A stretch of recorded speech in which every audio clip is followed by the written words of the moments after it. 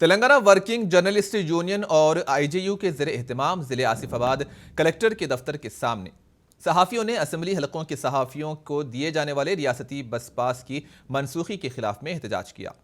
इस मौके पर सहाफ़ियों ने INPR हुकूमत की जानिब से लाए गए नए कवानीन को फौरी वापस लेने की मांग की। इन्होंने माजी की तरह असम्बली हलकों के सहाफ़ियों को स्टेट बस पास देने का मुतालबा किया। सहाफ़ियों ने तेलंगाना के वज़ीर आला KCR से मुतालबा किया कि वो इस ज़िमन में गौर करते हुए माजी के GO को बहाल करें ताकि सहाफ़ियों के साथ इंसाफ हो सके। लिस्ट के जो 1/3 जो दिया जाता था कॉन्स्टिट्यूंसी लेवल के रिपोर्टर्स को, वो सर्कुलर के जरिए INPR के जरिए से कैंसिल किया गया। हम Telangana working journalist union IJU के साथ साथ तमाम यूनियन के तरफ से, क्योंकि हम मुतालबा करते हैं स्टेट गवर्नमेंट से, जो कॉन्स्टिट्यूंसी लेवल को इससे पहले जैसा दिया जाता था 1/3 स्टेट पास, ठीक उसी तरह 1/3 पास दिए तो मेहरबानी होगी। क्योंकि जर्नलिस्ट बग़ैर छुट्टी बग़ैर फेस्टिवल के खिदमत करते हैं आ रहे हैं।